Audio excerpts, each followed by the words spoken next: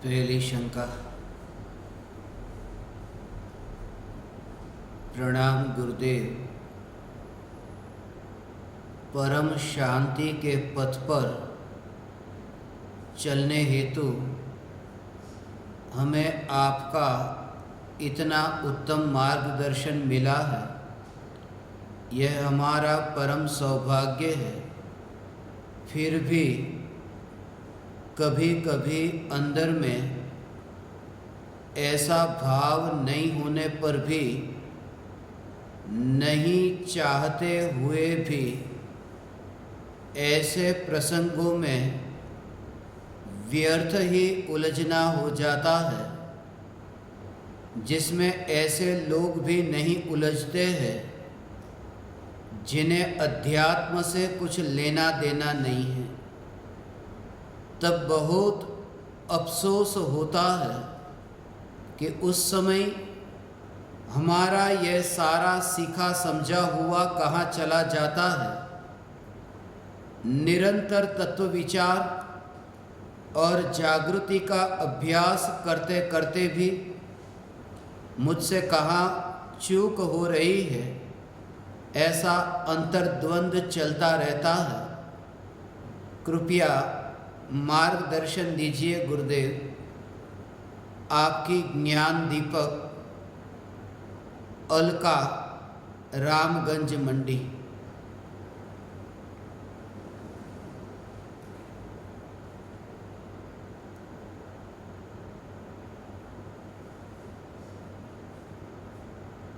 चैतन्य स्वभावी भगवान आत्मा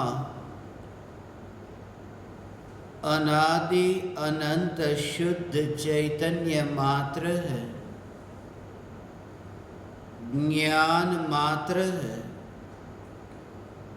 मैं शुद्ध चैतन्य मात्र, ज्ञान मात्र, भगवान आत्मा हूँ। त्रिकाल शुद्ध चैतन्य परमात्मा हूँ। अनंत गुणाधिपति एक न्यायक देव हूँ। एक न्यायक देव हूँ। एक न्यायक देव हूँ। इस प्रकार तत्व विचार होने पर भी, इस प्रकार से स्व और पर के बीच में भेद विज्ञान करने पर भी व्यर्थ के विवादों में उलझना हो सकता है, क्योंकि व्यर्थ के विवादों में उलझने का संबंध चैतन्य तत्व विचार के साथ नहीं है। चैतन्य तत्व विचार का परिणाम निर्विकल्प अनुभूति है, और निर्विकल्प अनुभूति को उपलब्ध ज्ञानी भी व्यर्थ में उलझ सकते हैं। इसलिए व्यर्थ में उलझना और चैतन्य तत्व की पुकार सुनकर चैतन्य तत्व का चिंतन, इन दोनों बातों को परस्पर जोड़ना मत, क्योंकि दोनों का कोई संबंध नहीं है। एक बात और कि जिन्हें हर अंतर मुहूर्त में निर्विकल्प अनुभूति होती है, ऐसे भावलिंगी मुनि के भी कभी ऐसे उदय हो कि पर के साथ विवाद में उलझ जाए। रक्षाबंधन की जो कहानी है, वो कहानी यही तो है। श्रुत सागर जैसे मुनि,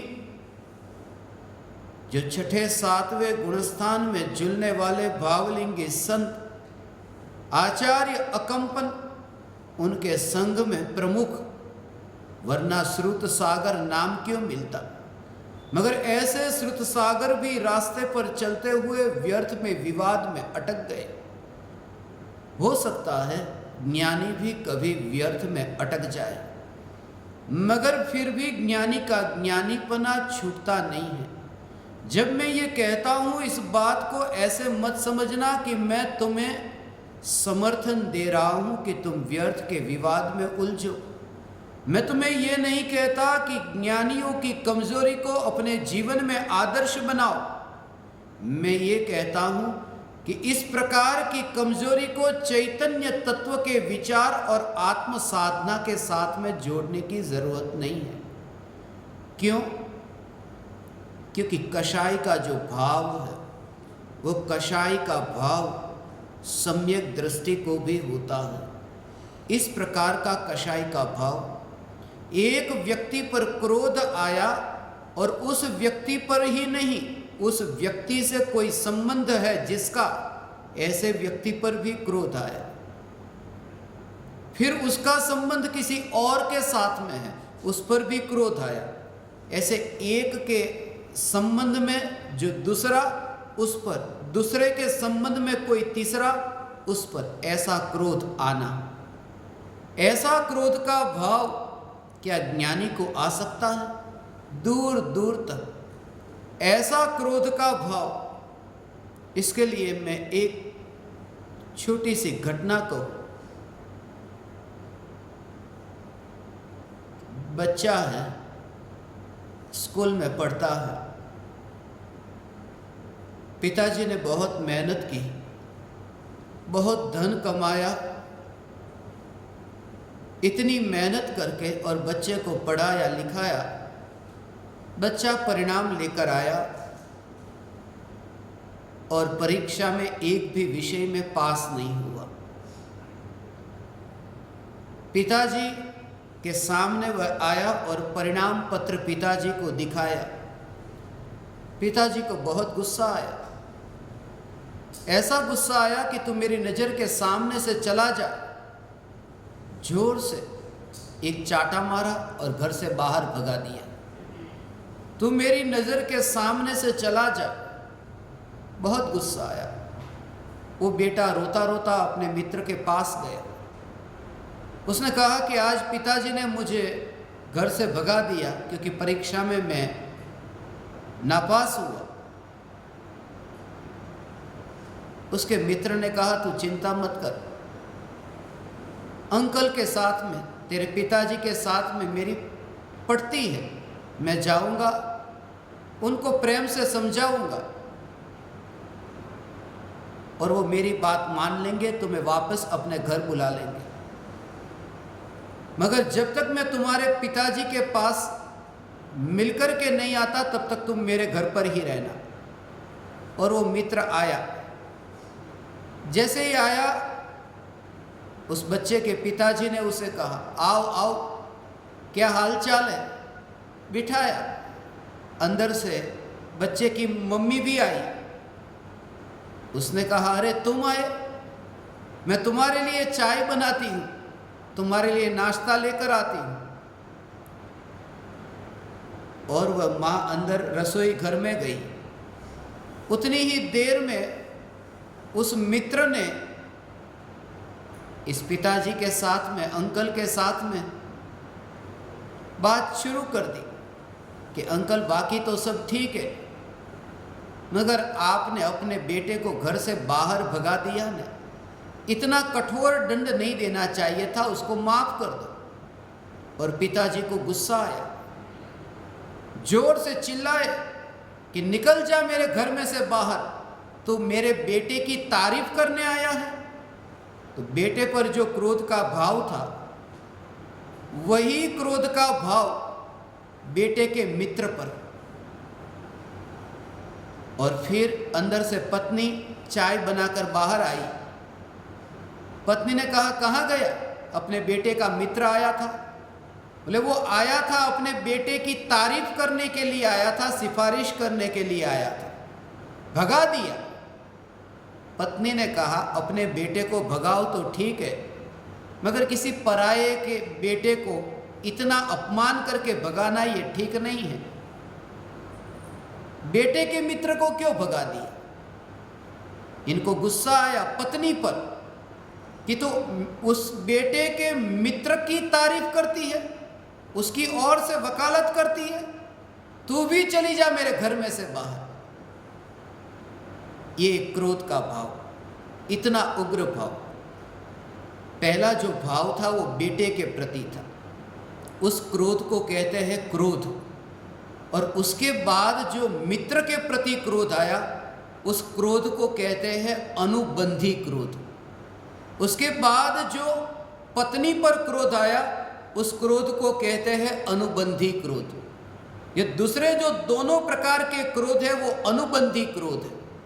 तो पहला क्रोध है क्रोध, उसके बाद में है जो दो व्यक्ति पर वो अनुबंधी। अनुबंधी का अर्थ होता है एक के कनेक्शन में, एक के संबंध में कोई और भी है उस पर जो क्रोध का भाव वो अनुबंधी क्रोध है।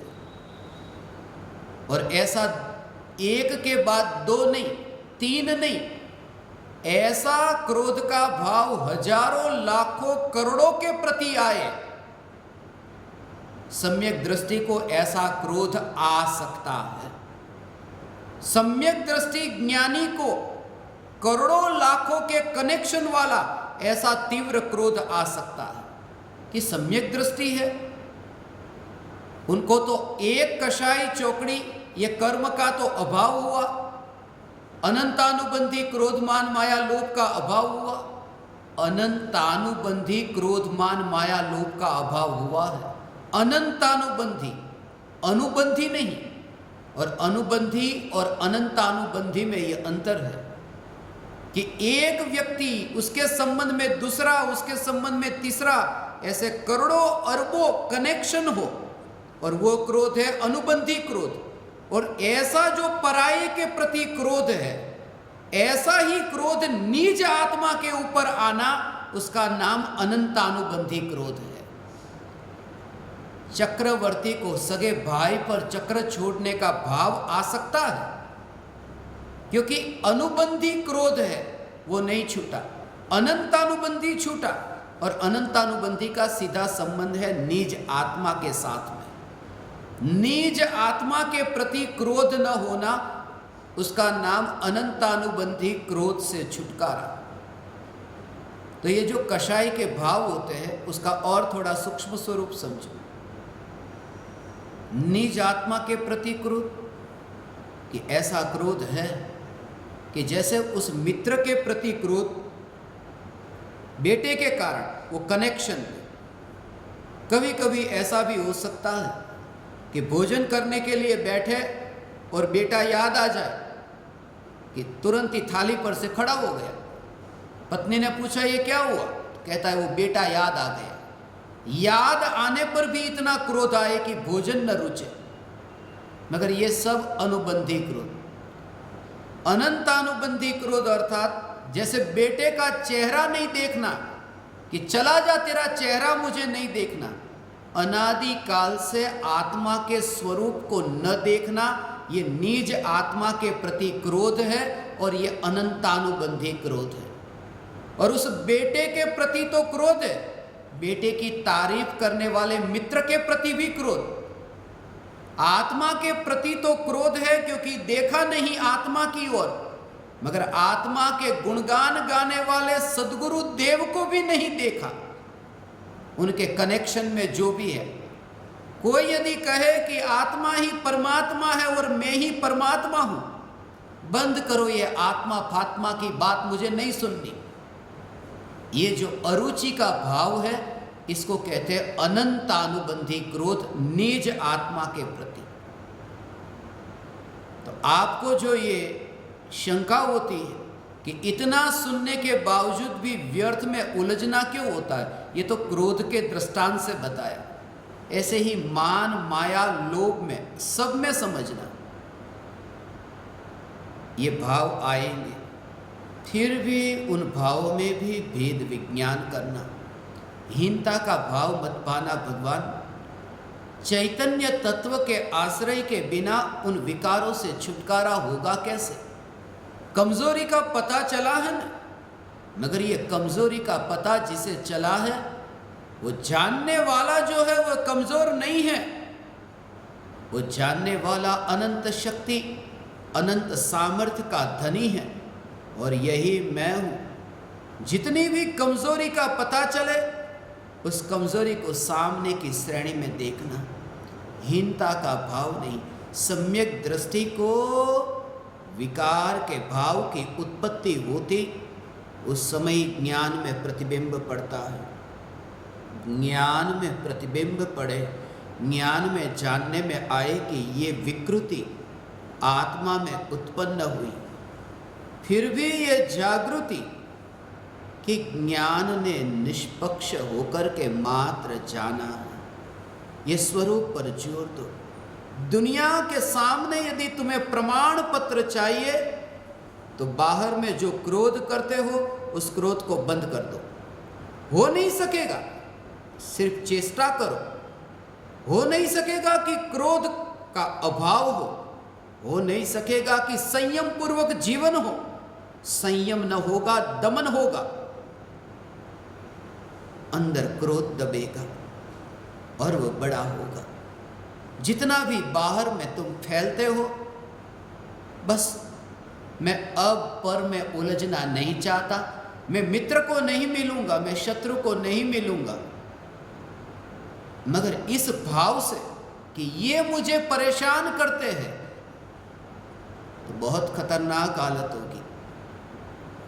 पेड़ को यदि नष्ट करना है, पेड़ की डालियों को मत काटो, क्योंकि पेड़ की डालियों को काटने से पेड़ अधिक घटादार होता है। पेड़ को यदि मिटाना है तो उसे जड़ मूल से उखाड़ना होगा। यदि तुम्हें अज्ञान और मिथ्यात्व से छुटकारा पाना है तो मूल में, वहाँ अंतर में जाकर के उस मिथ्यात्व के मूल को निकालना होगा, और मिथ्यात्व में जाकर के नहीं, चैतन्य स्वरूप में जाकर के। इसलिए कषायों की मंदता को देखो, कोई उलझते नहीं है ऐसे द्रव्यलिंगी मिथ्या दृष्टि मुनि।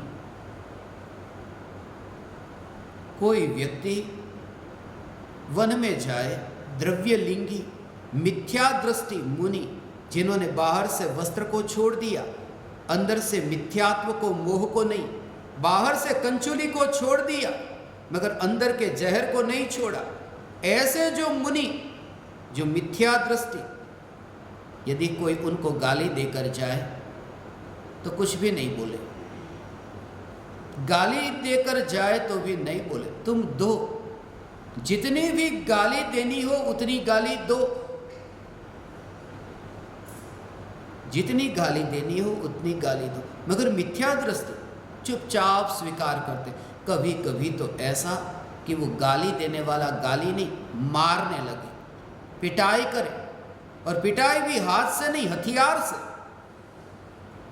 और शरीर को काट दे, शरीर को ऐसा काटे कि खून निकल आए, और उस खून पर नमक और मिर्ची ऐसी छिड़के, और फिर भी वह मुनि इतना भी न करे, फिर भी मिथ्या दृष्टि, क्योंकि भीतर में मान्यता है जो भी हो रहा है मैं सहन करने को तैयार हूं, जो हो रहा है मैं सहन करने को तैयार हूं, करो जो करना है वो मैं सहन कर लूंगा। और सम्यक दृष्टि को जब शरीर में कोई काटे, ये जो कर रहे हो वो करो नहीं, ये हो रहा है वो मेरे साथ नहीं हो रहा है, मैं चैतन्य परमात्मा, ये भेद विज्ञान। इसलिए अनंत बार बाहर से दमन किया, बीज को जलाया नहीं, बीज को जमीन में गाड़ दिया। जमीन में गाड़ देने से बीज नष्ट नहीं होता, अंकुर निकलता है, वृक्ष उगता है, पत्ते, फूल, फल, ऐसे कि पहले तुम्हें पता भी न था। इसलिए हे ज्ञान दीपक, एकमात्र चैतन्य, चैतन्य के आश्रय से तुम्हें ये दशा प्रकट हो। सिर्फ स्वरूप पर जोर देना भगवान, और कषाय की मंदता पर नहीं। ऐसे ही तो ठगे गए हैं लोग, ठगे जाते हैं कषायों की मंदता में धर्म मान करके। फिर भी मैं यही कहूँगा कि व्यर्थ के विवाद में नहीं उलझना, प्रयास करना। मैं आपको समर्थन नहीं दे रहा हूँ कि स्वच्छंदी होना, निश्चयाभासी होना। मैं ये कहता हूँ कि यदि व्यर्थ के विवाद में उलझना होता है तो उस उलझने को चैतन्य तत्व के विचार के साथ में मत जोड़ो, और ज्ञान दीपक प्रज्वलन आत्म साधना के साथ मत जोड़ो। ये सुनकर के अंतर में तैयारी हो रही है, बाहर में देखो तो ऐसा ही लगता है, मगर भीतर में परिणमन होता है, भीतर में परिणमन होता है।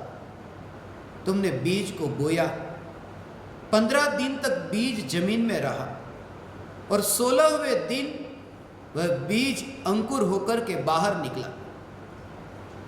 और जब 16वें दिन तुमने देखा अरे अंकुर निकला है, उस समय कोई एक दिन में नहीं निकला, वो 15 दिन तक भीतर में वो प्रक्रिया चल रही थी, सिर्फ तुम्हें बाहर नहीं दिखाई दे रही थी। जब आत्मा की अनुभूति होती है एक समय में होती है, मगर उससे पूर्व जो चैतन्य तत्व विचार चलता है, यह चैतन्य तत्व विचार कारणभूत है। वो पता नहीं चलता कि अंदर में प्रक्रिया शुरू हो गई है। अनुभूति आज नहीं होती तो भी निराश मत होना।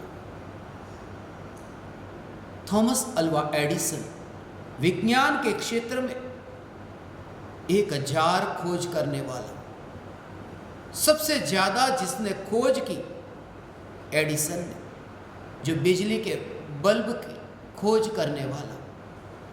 बिजली का जो बल्ब है वो जब खोज रहा था, पहली बार वो निष्फल गया, दूसरी बार निष्फल गया, 700 बार वह निष्फल गया और 701वीं बार वो सफल हुआ। और जब पत्रकारों ने, लोगों ने आकर उससे पूछा कि 700 बार निष्फल गए, फिर भी ये प्रयास तुमने जारी रखा? उसने कहा मैं एक बार भी निष्फल नहीं गया, मेरी सफलता 701 बार में थी, मैं हर बार सफलता की ओर जा रहा था, एक एक कदम में आगे बढ़ा रहा था। जैसे मैं एक व्यक्ति को ढूंढता हूं और 701 कमरे हैं और वो व्यक्ति 701 नंबर के कमरे में है, मैंने पहले कमरे में देखा वो नहीं है, दूसरे कमरे में देखा वो नहीं है, मैं व्यर्थ में प्रयास नहीं करता, मैं एक एक कमरे को देख करके उस व्यक्ति के नजदीक जा रहा हूं और एक एक कमरे से छूटा और मैं आगे गया। आज यदि आपको सम्यक दर्शन नहीं होता और ये कमजोरी लगती है तो भी अफसोस मत करना, निराश मत होना, द्रव्य स्वभाव का आश्रय लेना। और जिनके बारे में आप कहते हैं ऐसे लोग भी नहीं उलझते हैं जिन्हें अध्यात्म से कुछ लेना देना नहीं है। ठीक है, वे तुम्हारे आदर्श नहीं, उनके साथ तुम अपनी तुलना मत करो। एक अज्ञानी अपनी तुलना दूसरे अज्ञानियों से न करे, ये बेहतर है। हमारे आदर्श वितरागी, ज्ञानी, सम्यक दृष्टि है, वे हमारे आदर्श हैं, हमें उनके जैसा होना है। भावलिंगी संत हमारे आदर्श हैं, उनको देखो। ऊपर जाना है, ऊपर देखो, नीचे की ओर मत देखो, अज्ञानियों को मत देखो। इसलिए तो हम मंदिर में दर्शन करने जाते हैं, भगवान से कुछ मांगने नहीं जाते। भगवान तो क्या देंगे? जिन्होंने अपने पास धागा भी नहीं रखा, वे भगवान हमें और क्या देंगे? जिन्होंने अपने पास राग का विकल्प भी नहीं रखा, वो हमें आशीर्वाद भी क्या देंगे? सिर्फ इतना कि मुझे उनके जैसा होना। वे आदर्श है। भगवान को ध्यान में रख करके, भगवान को आदर्श बना करके आपकी यह आत्म साधना चले और तत्व विचार और जागृति आपकी न छूटे। निरंतर तत्व विचार और जागृति का अभ्यास करते हुए भी चूक हो रही है, क्योंकि असली तत्व विचार अभी हुआ नहीं। निरंतर तो ये शब्द है, भाव नहीं है। निरंतर तत्व विचार, निरंतर तत्व विचार होता तो ये व्यर्थ में उलझने का समय किसको मिला? निरंतर तत्व विचार, और निरंतर तत्व विचार और जागृति का अभ्यास जो करता है उसे तो नियम से अधिक 6 महीने के भीतर ही सम्यक दर्शन की प्राप्ति होती है, आत्मज्ञान होता है। इसलिए यदि मुझसे कहे, मैं इतना कहूंगा,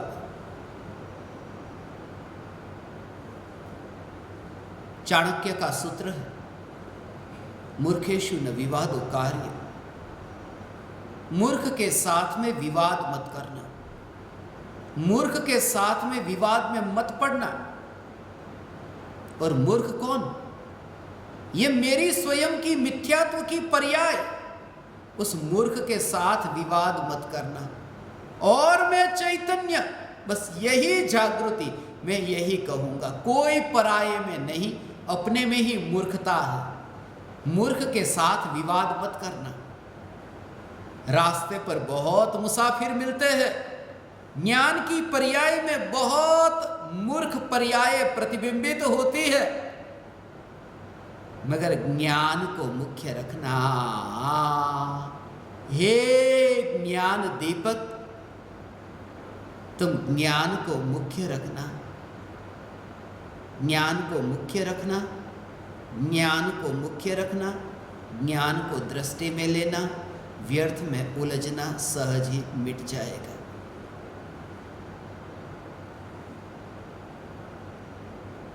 दूसरी शंका,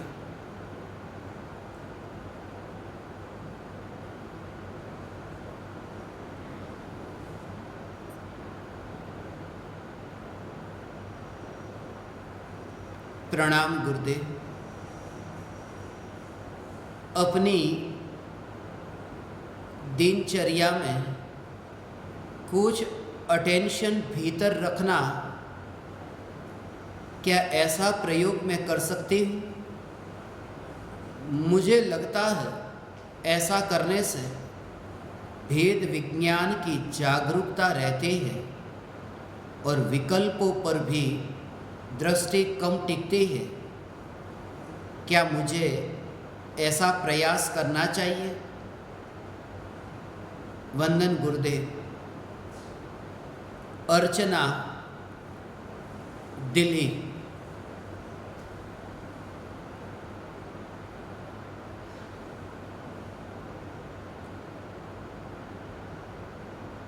प्रत्येक क्रिया में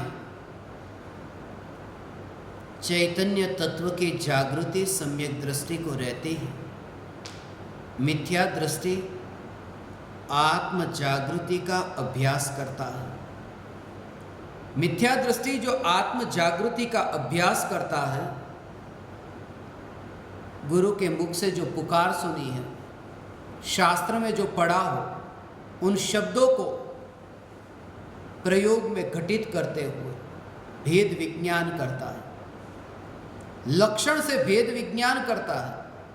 जैसे इन्होंने कहा, अपनी दिनचर्या में कुछ अटेंशन भीतर रखना, क्या ऐसा प्रयोग मैं कर सकती हूँ? कुछ अटेंशन भीतर और कुछ अटेंशन बाहर, एक समय में ये 2 अटेंशन नहीं होते। सबसे पहले ये समझो, ध्यान एक समय में एक ही विषय में रहता है, उपयोग भी एक समय में एक में ही रहेगा, मगर हमें ऐसा लगता है एक साथ में मेरा ध्यान कई विषयों में भटक रहा है। वास्तव में वो एक समय में नहीं होता, समय तो असंख्य बीत जाते हैं, एक सेकंड में असंख्य समय बीत जाते हैं। इसलिए हमें ऐसा लगता है कि मेरा ध्यान तो इतना एक साथ में कितने विषयों में, मगर सभी विषयों में एक साथ में ध्यान रहता नहीं। फिर भी जो ध्यान पर में जाता है, वहाँ तत्व विचार से, लक्षण से भेद विज्ञान करना, कुछ भी अलग नहीं करना। विकल्प ही हो, देह की क्रिया हो, देह की क्रिया हो, विकल्प हो, और ज्ञान का जानना जानना जानना हो। विकार को रोकने के लिए प्रयास न करें, सिर्फ लक्षण से ये जाने, सिर्फ लक्षण से जाने। श्रीखंड में जो शक्कर है और जो दही है उसको अलग मत करना, हो ही नहीं सकेगा, उसकी कोई विधि तुम्हारे पास नहीं। सिर्फ इतना कि जब वो श्रीखंड जीभ पर आए, ये पहचान कर लेना कि इसमें जो मीठापन है वो शक्कर का है और जो खट्टापन है वो दही का है। बस समझ में भेद विज्ञान, भेद विज्ञान ही तो कहा। भेद विज्ञान का अर्थ भेद करना नहीं है, भेद विज्ञान का अर्थ भेद जानना है। क्योंकि ज्ञान है ना, विशेष ज्ञान है ना, विशेष ज्ञान का अर्थ करना नहीं होता, विशेष रूप से जानना। और विशेष रूप से क्यों? क्योंकि दो पर के बीच में नहीं, स्व पर के बीच में। पड़ोसी का घर और अपना घर, ये दोनों अलग अलग है, ये भेद विज्ञान नहीं। पड़ोसी के रुपये और मेरे रुपये ये अलग अलग है, ये भेद विज्ञान नहीं। मगर मैं चैतन्य तत्व और सामने की पार्टी में अपना और पड़ोसी का सब वो एक श्रेणी में, वो स्व और पर के बीच में जो विशेष रूप से जानना हुआ उसको कहते हैं भेद विज्ञान। प्रयोग करते हैं, ऐसा प्रयोग कर सकती है। प्रयोग करना, मगर कुछ अटेंशन बाहर और कुछ अटेंशन भीतर, ऐसा नहीं। जहां पर भी अटेंशन जाए वहां लक्षण से भेद विज्ञान ये समझ में होगा। लक्षण से भेद विज्ञान एक साथ में नहीं। वहां ऐसा होगा कि जो ज्ञेय ज्ञान में जानने में आए फिर भेद विज्ञान हुआ कि ज्ञान में वह है ही नहीं। फिर जो प्रतिबिंबित हुए न ज्ञेय, वो प्रतिबिंबित होने वाले ज्ञेयों से ध्यान हटेगा, दोनों में नहीं, वहाँ से ध्यान हटेगा। जैसे ही तुमने देखा कि मोर दर्पण में प्रतिबिंबित हो रहा है और फिर कि दर्पण में मोर नहीं है, फिर दर्पण स्वच्छ है। जब दर्पण स्वच्छ है ये विचार चलता है, तब फिर सामने मोर है या दर्पण में मोर प्रतिबिंबित हो रहा है, उन विकल्पों से छूट जाते हैं। तो ऐसा बहुत बार होगा। हे चैतन्य परमात्मा, बाहर की क्रिया होती हो और बाहर की क्रिया बाहर ही रह जाती हो और उपयोग अंतर्मुख होता हो, उसे ही देह होने पर देहातीत का योग है, संयोग में, और उपयोग है उपयोग में। ऐसा भेद विज्ञान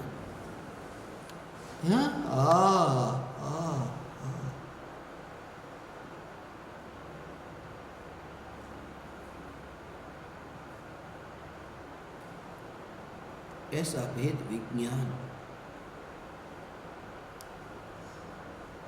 योग और उपयोग के बीच में भेद विज्ञान एक नए लोक की अनुभूति है। पूर्ण रूप से गैर हाजिर होना इसका नाम है। मैं नहीं था यहाँ पर और अब भी मैं नहीं हूँ यहाँ पर जहाँ तुम मुझे देखते हो, जहाँ तुम मेरी कल्पना करते हो, जिनके साथ तुमने रिश्ता रखा है, जिनकी वाणी सुनते हो और जिनके चरणों में गिरते हो।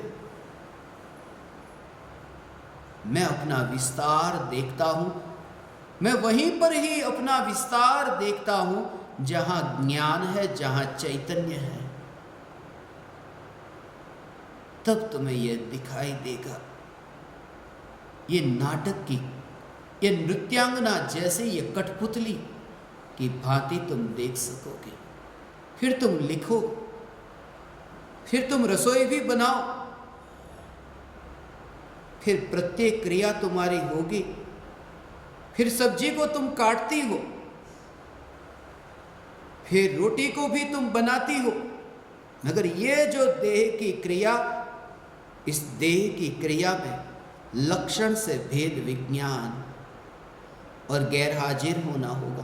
ध्यान वहां से हटेगा और तैयारी रहे, क्योंकि इसी के बल पर तो अनुभूति, इसकी मुझे तैयारी है। कभी कभी मैं एयरपोर्ट पर बैठता और विमान में उड़ने की तैयारी होती, उस समय की ये घटना मुझे स्मरण में आई।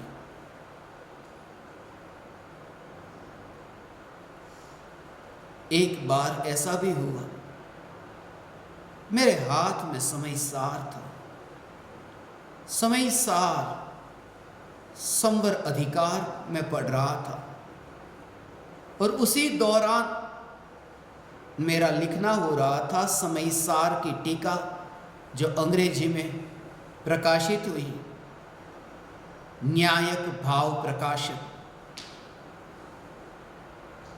समय सार का संवर अधिकार, भेद विज्ञान का अभिनंदन करने वाला अधिकार, ये विचार चल रहा था।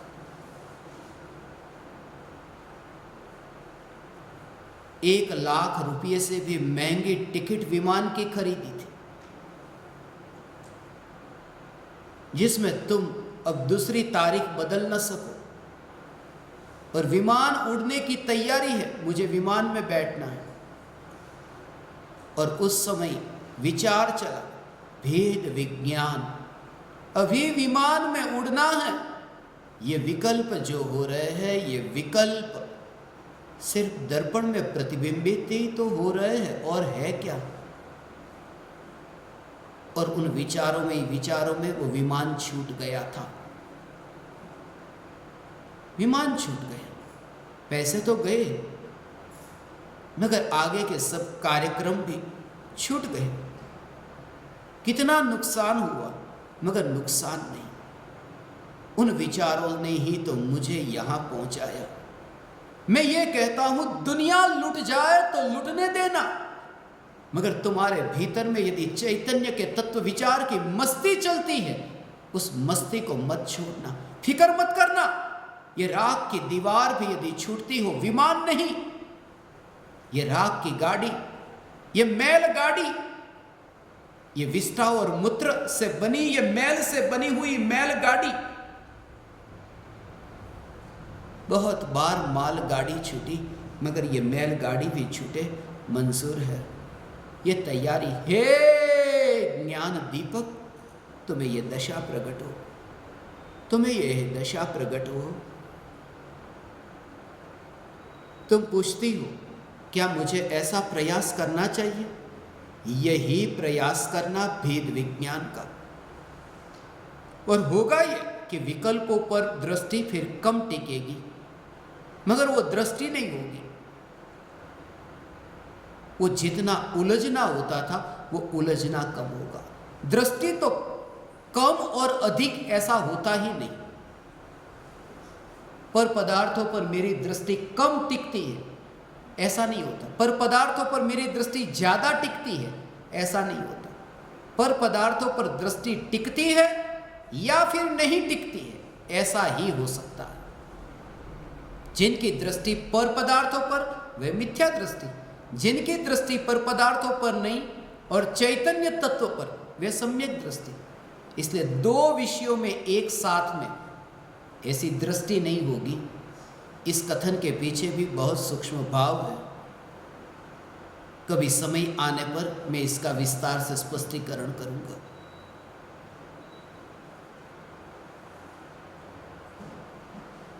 तीसरी शंका,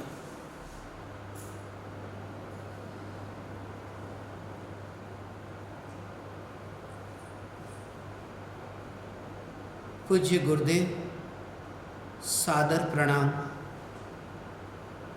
जय चैतन्य प्रभु। मेरी एक शंका है। पूज्य श्री, मैंने राख की दीवार के अंदर एक ज्ञान दर्पण फिट कर दिया, अब जो भी पर्याय सामने आती है तो पहले मैं दर्पण में देखूंगा और चैतन्य जो भी परिणाम देगा वैसा करूं, मगर ऐसा होता नहीं। निर्णय मजबूत रहता नहीं है। मेरी शंका का समाधान करके मैं भी चैतन्य प्रभु की यात्रा कर सकूं, चैतन्य प्रभु का दर्शन कर सकूं, ऐसी कृपा करना। भगवान, भूल चूक माफ़ी चाहता हूँ।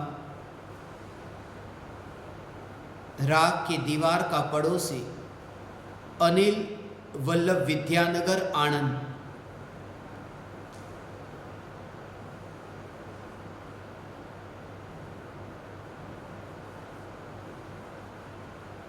राग की दीवार के अंदर एक ज्ञान दर्पण फिट कर दिया।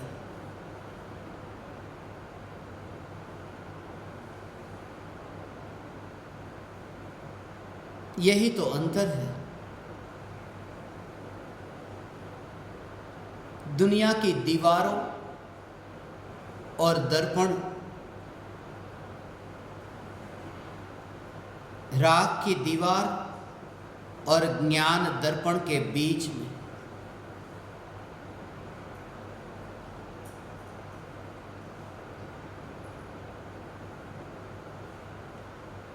दीवार पर दर्पण लटकता है।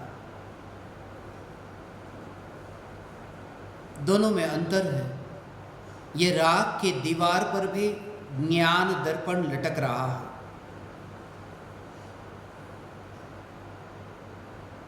मगर दोनों में अंतर यह है कि दीवार के जो परमाणु हैं और दर्पण के जो परमाणु हैं, ये दोनों परमाणु आकाश के अलग अलग प्रदेश पर है। फिर से समझना, दीवार के जो परमाणु हैं, दर्पण के जो परमाणु हैं, वो आकाश के अलग अलग प्रदेश पर है। और यहाँ राग की दीवार के जो परमाणु हैं और चैतन्य सत्ता है, ये ज्ञान दर्पण है, ये एक ही आकाश के प्रदेश पर है। इसलिए एक क्षेत्रावगाही ये कहा।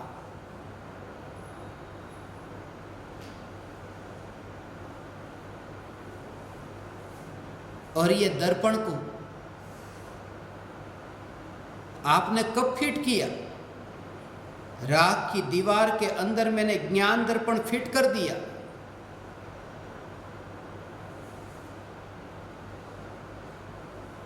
ये ज्ञान दर्पण ऐसा है, राग की दीवार में फिट होता ही नहीं है।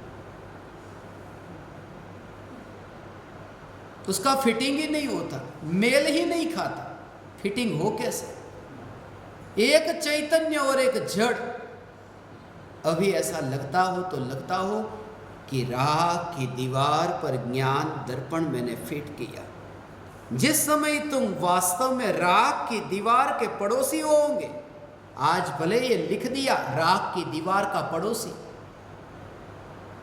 मगर राग की दीवार का पड़ोसी का तो भाव ही नहीं पता।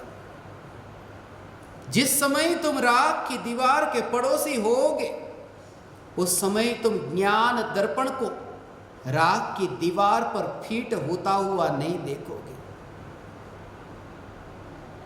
उस समय तो तुम ऐसा देखोगे कि राग की दीवार से मुंह मोड़ा है जिस ज्ञान दर्पण ने।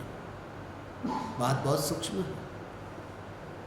ऐसी जैसे ये दीवार, ऐसी वो दशा, जैसे ये दीवार और ये दर्पण। तो दर्पण दीवार पर ऐसे लटकाया, तो दर्पण का जो मुख है वो दीवार की ओर नहीं, वह सामने है। तो जिस समय तुम दर्पण की भांति हो जाओ, अर्थात देह रूपी दीवार है और ज्ञान दर्पण का मुख जब दीवार की ओर नहीं होगा, कौन सी, राख की दीवार की ओर जब ज्ञान दर्पण का मुख नहीं होता, अर्थात पर की ओर जब ज्ञान दर्पण का मुख नहीं होता, तब ज्ञान दर्पण में ज्ञान दर्पण प्रतिबिंबित होगा। और उसे कहते हैं कि दर्पण ने दीवार से मुख मोड़ दिया। वह दर्पण पड़ोसी हुआ दीवार का। जो राख की दीवार में दर्पण को फिट करे, वो राख की दीवार का पड़ोसी नहीं। जो दीवार की ओर मुख ही न करे और दीवार से विमुख होकर अपनी सत्ता में वास करे, उसे कहते दीवार का पड़ोसी। ऐसे ही ये राख की दीवार का पड़ोसी, ऐसा अनुभव। अब जो भी पर्याय सामने आती है तो पहले मैं दर्पण में देखूंगा और चैतन्य जो भी परिणाम देगा वैसा करूंगा।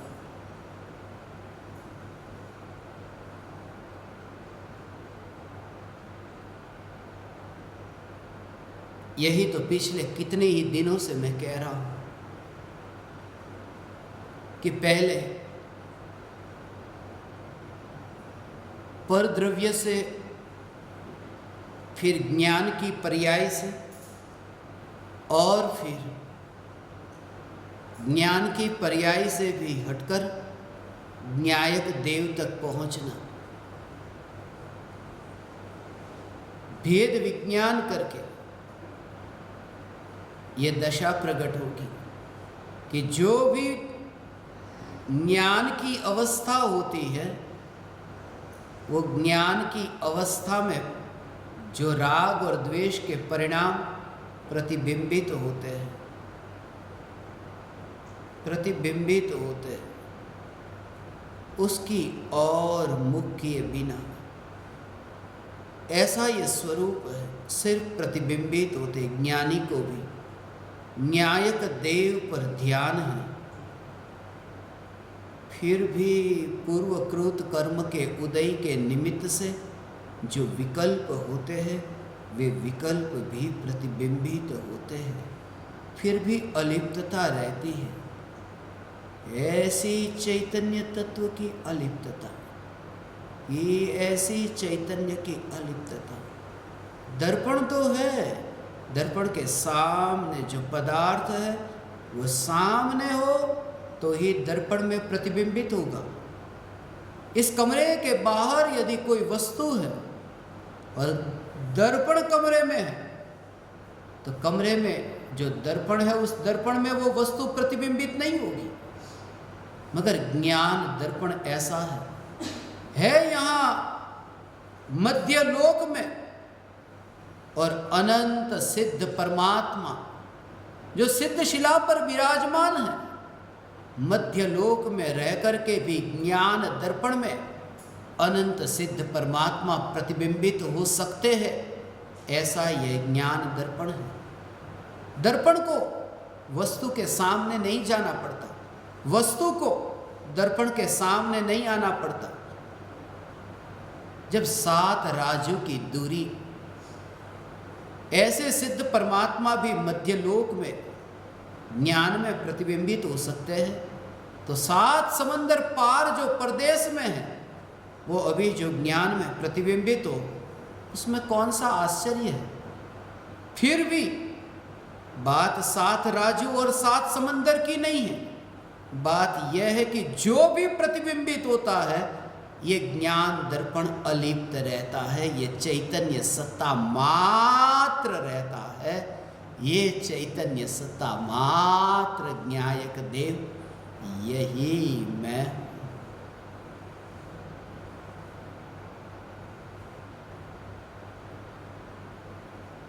प्रयोग करना, ऐसे प्रयोग से ये दशा प्रकट होगी, प्रयोग से ही प्राप्ति होगी, प्रयोग से ही उपयोग में स्थिर होगा। मगर थोड़ा स्वरूप को समझकर और निर्णय दृढ़ कर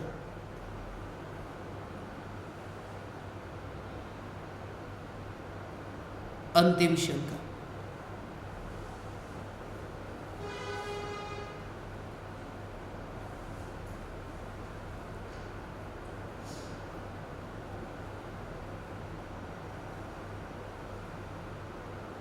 जय जिनेन्द्र। गुरुदेव, आपने प्रवचन में कहा कि वस्त्र बदलने की जल्दी मत करना, परंतु समयसार यह भी कहता है कि रागादि रूप अध्यवसान भाव को न होने देने के लिए बाह्य वस्तु के त्याग की आवश्यकता है। कृपया स्पष्ट करें कि भेद विज्ञान के साथ साथ बाह्य त्याग के भाव में देरी क्यों? विनय आदर पूर्वक प्रणाम। पदम कुमार जैन, अहमदाबाद।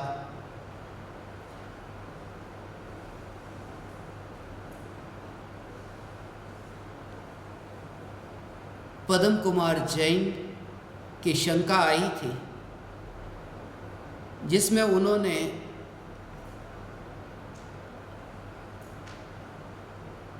ये वक्तव्य समयसार का नाम लिख कर के दिया। वस्त्र बदलने की जल्दी मत करना, परंतु समयसार यह भी कहता है कि रागादि रूप अध्यवसान भाव को न होने देने के लिए बाह्य वस्तु के त्याग की आवश्यकता है। जब ये वाक्य मेरे सामने आया, मुझे ये पूछने का भाव आया कि ऐसा समयसार में कहाँ लिखा है। मोटा भाई को मैंने बोला कि उनको पूछो समयसार में ये वाक्य कहाँ लिखा है। आचार्य कुंद कुंद देव ने समयसार की 415 गाथाओं में, इन गाथाओं में से कौन सी गाथा में ये लिखा कि रागादि रूप अध्यवसान भाव को न होने देने के लिए बाह्य वस्तु के त्याग की आवश्यकता है। उनका उत्तर भी आया कि 277 में ऐसा लिखा। उसकी कुछ फोटो भी निकाली, मगर मुझे तो समयसार में ऐसा कुछ भी नहीं मिला। उन्होंने जो गाथा बताई, उस गाथा में तो अध्यवसान भाव को न होने देने के लिए बाह्य वस्तु के त्याग की आवश्यकता ऐसा नहीं लिखा। ये गाथा मेरे सामने है 277, जिसमें लिखा है निश्चय से मेरा आत्मा ही ज्ञान है, मेरा आत्मा ही दर्शन है, और मेरा आत्मा ही चारित्र है, मेरा आत्मा ही प्रत्याख्यान है, मेरा आत्मा ही संवर और योग है।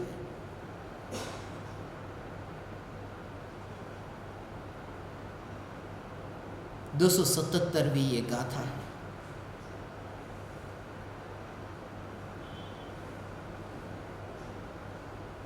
बाह्य वस्तु के त्याग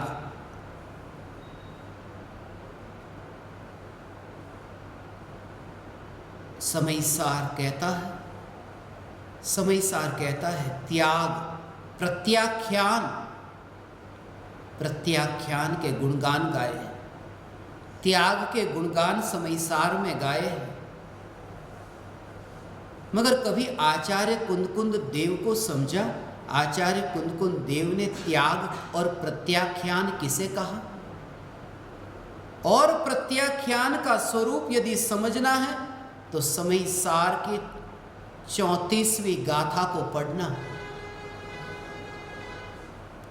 34वीं गाथा में समयसार में प्रत्याख्यान किसे कहा? ज्ञान ही प्रत्याख्यान है। पर पदार्थों को छोड़ना नहीं, पर पदार्थों को त्यागना नहीं, मगर पर पदार्थ जिस ज्ञान में प्रतिबिंबित होते हैं, ऐसे ज्ञान के स्वीकार से सहज ही भ्रम से छुटकारा होता है कि वो पर पदार्थ का त्याग कहने में आता है। वो ज्ञान ही त्याग है। उसका भाव थोड़ा समझो कि वस्तु को नहीं छोड़ना। इतना धन का ढेर जो सामने है और दर्पण में प्रतिबिंबित होता है, तो उस धन को दर्पण छोड़े या नहीं छोड़े, या फिर उस धन को मुझे दर्पण में से बाहर निकालकर त्याग करना या नहीं करना, कि धन को बाहर निकालने की बात ही कहां है। दर्पण में धन होता तो धन को बाहर निकालते, दर्पण में धन होता तो धन को बाहर निकालते। दर्पण में तो धन का प्रतिबिंब पड़ा, और जो धन का प्रतिबिंब पड़ा, जब यह समझ में आया कि जिसका प्रतिबिंब यहां पड़ा वहां तो दर्पण ही है, ऐसा जब जाना तो वो धन का त्याग हो गया। त्याग हो गया माने वो भ्रम का त्याग हो गया, धन का नहीं। त्याग वस्तु का नहीं होता, त्याग भ्रम का होता है। वो भ्रम छूट गया। आचार्य कुंद कुंद देव पूज्य गुरुदेव श्री कांजी स्वामी ने तो ऐसे गुणगान गाए हैं, समय सार की 277वीं गाथा। ऐसे हो आचारंगादि ये ज्ञान, ऐसे ऐसे ज्ञान, शास्त्र का ज्ञान, ऐसा शास्त्र का ज्ञान, हजारों शास्त्र हो, झूठा नहीं, शास्त्र का ज्ञान, मगर उसमें यदि किसी ने धर्म की कल्पना की, ये व्यभिचार है। ऐसा व्यभिचार कहा। अज्ञानियों की बात नहीं, ज्ञानियों के कहे गए ऐसे शास्त्र, मगर उसमें जिसने ज्ञान माना, सामने समयसार हो ना, समयसार में ज्ञान का स्वीकार किया कि ये ज्ञान, उसने असली ये चैतन्य सत्ता स्वरूप ज्ञान का स्वीकार नहीं किया। ये स्वीकार का भाव ज्ञानी नहीं मानते कि समयसार सामने रखा है तो समयसार में ज्ञान है। समयसार में अक्षर है, शब्द है। समयसार में अक्षर है, शब्द है। ज्ञान तो चैतन्य परमात्मा में है। ऐसा वो कहने की भाषा है, ये ज्ञान, वास्तव में ज्ञान वहां नहीं। और ये जो पूछा है कि वस्त्र बदलने की जल्दी मत करना, मैं तो वस्त्र बदलने के लिए नहीं, मैं तो सम्यक दर्शन के लिए भी कहता हूं जल्दी मत करना। मैं तो चारित्र के लिए नहीं, मैं तो श्रद्धा के लिए भी कहता हूं जल्दी मत करना। जल्दी जल्दी जो चलता है वो पहुंचता नहीं। चीन में एक फकीर हुआ, वो कहता था जो जल्दी जल्दी चलता है वो देरी से पहुंचता है, और जो धीरे धीरे चलता है वो जल्दी पहुंचता है। मगर मैं कुछ और कहता हूं। मैं कहता हूं जो जल्दी जल्दी चले या धीरे धीरे चले, जो चलता है वह नहीं पहुंचता है, जो स्थिर हो जाता है वह पहुंच जाता है। क्योंकि यह मार्ग तो स्थिरता का मार्ग है ना, चलने का तो मार्ग ही कहां। भगवान हे ज्ञान दीपक, ये भी उनकी भावना है। हो आज ये जिज्ञासा साहस है, ये भी विरले जीव है। हो पदम कुमार जैन, मैं आपकी शंका का आदर करता हूं भगवान। ये शंका पूछने का भी आपको भाव आया, मगर मैं वस्त्र बदलने के लिए जल्दी मत करना ही नहीं कहता।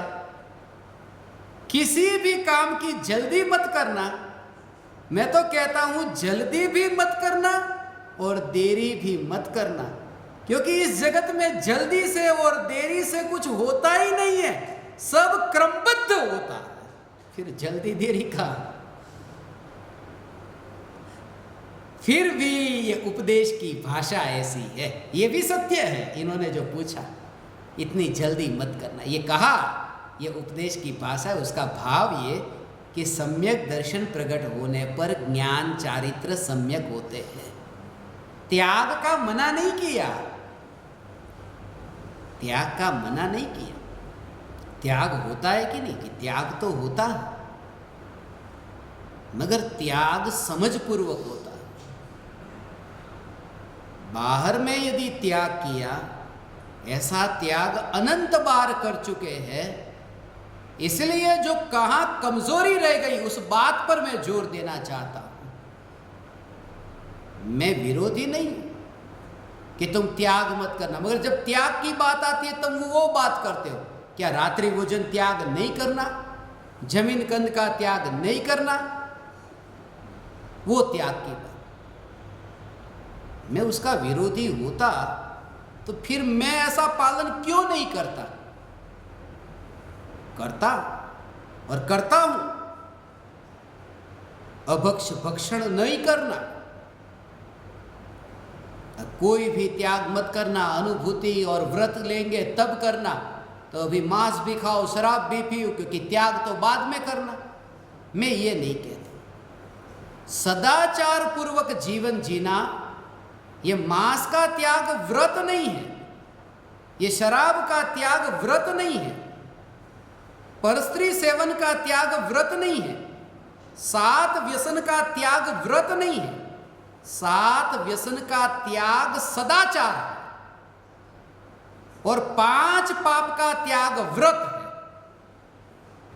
मैं ये कहता हूं, सम्यक दर्शन की प्राप्ति के लिए 7 व्यसन का सेवन तो छोड़ता है। छोड़ने से होता है ऐसा नहीं, छोड़ता है, वो भी व्यवहार की भाषा, स्वरूप की नहीं। स्वरूप तो क्या छोड़े।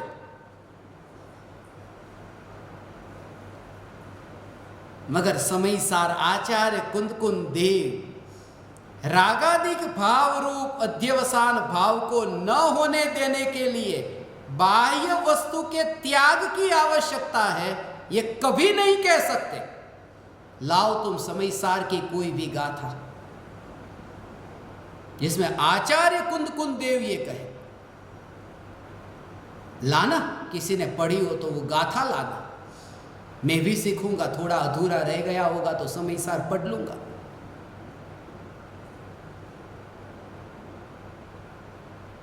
मगर हाँ, आचार्य कुंद देव के बाद में कुछ शिथिलाचार्यों ने भी समयसार पर लिखना और बोलना शुरू कर दिया, और फिर उन्होंने अपने अर्थ किए जो अर्थ समयसार के नाम से प्रचलित हुए। ऐसा हो सकता है, तुमको पता ना हो, भगवत गीता श्री कृष्ण ने कही युद्ध के मैदान में अर्जुन को गीता कही।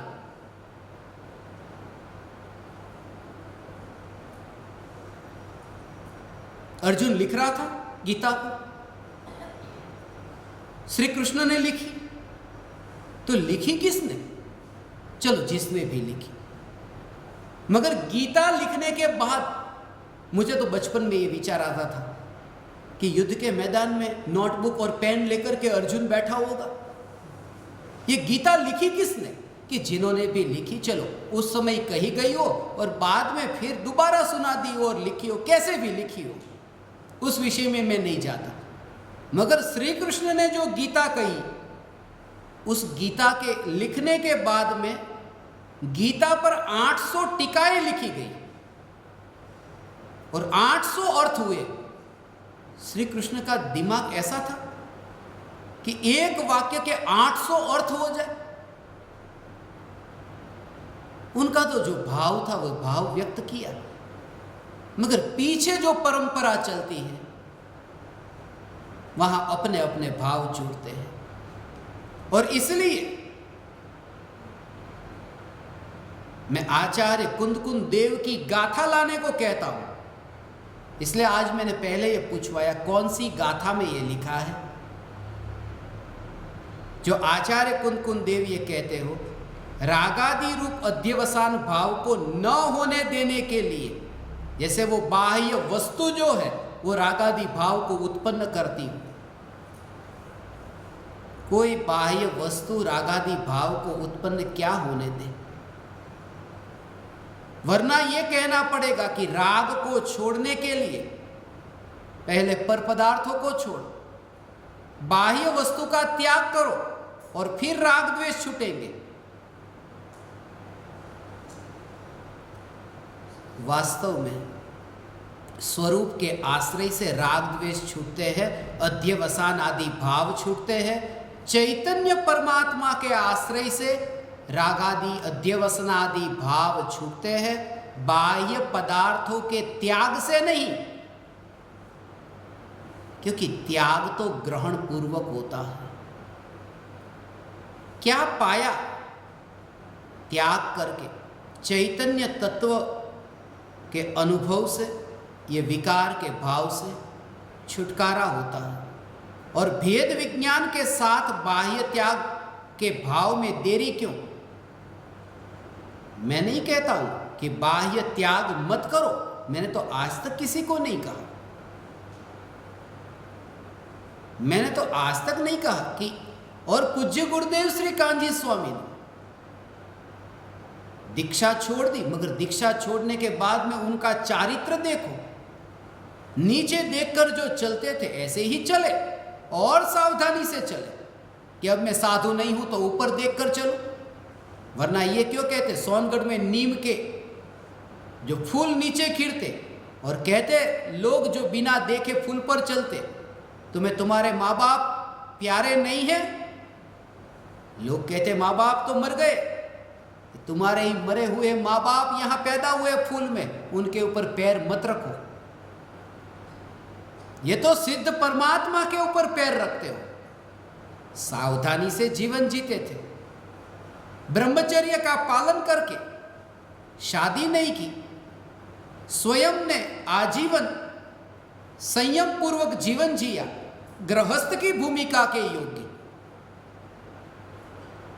जीवन भर स्त्रियों से दूर रहे, रात्रि के समय सत्संग होता, स्त्रियां वहां पर आ नहीं सकती, स्त्री से भी इतने दूर, इसलिए तो बैंसरी बेन चंपा बेन के साथ में स्त्रियों की चर्चा होती रात को, और रात्रि की जो चर्चा होती उस चर्चा को ही तो पुस्तक के रूप में प्रकाशित किया गया, स्वानुभूति दर्शन। मगर गुरुदेव का चारित्र गृहस्थ होने पर भी, मुनि नहीं होने पर भी बाह्य में जो त्याग था वो था। फिर भी उन्होंने ये कहा कि त्याग धर्म नहीं है, ये जो बाहर का, ये वस्तु का त्याग, स्वरूप की अनुभूति। और भेद विज्ञान के साथ में त्याग न करे, भेद विज्ञान के साथ में त्याग का जो भाव है उस भाव में देरी क्यों? क्या तुम लाते हो उन भावों को, खींच करके लाते हो? जब अंतर में ऐसे स्वरूप की अनुभूति होती है तब परिणति ऐसी निर्मल होती है कि सहज ही ऐसी दशा प्रकट होती है कि विकल्प भी ऐसे आते हैं वन विहारी होने के। वो भाव को अब अभी नहीं बाद में लाऊंगा ऐसा नहीं,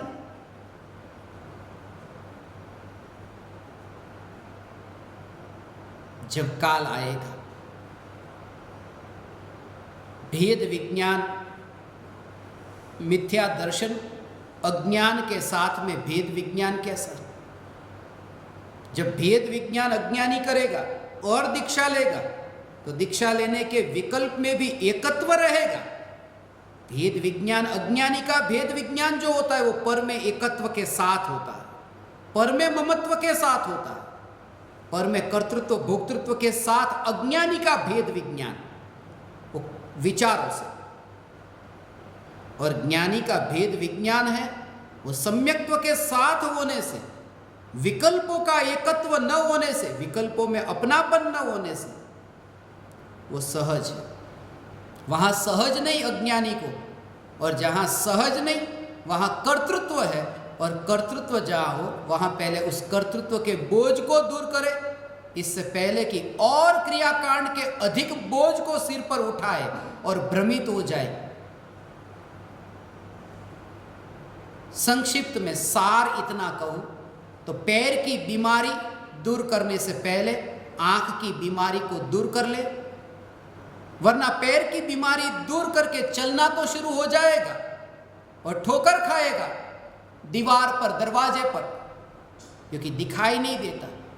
इसलिए पहले आंख की बीमारी और फिर पैर की बीमारी, पहले श्रद्धा की कमजोरी दूर हो और फिर चारित्र की, पहले सम्यक दर्शन फिर अणुव्रत महाव्रत, पहले चौथा गुणस्थान फिर पांचवा और छठा गुणस्थान। ऐसा मोक्ष का मार्ग है।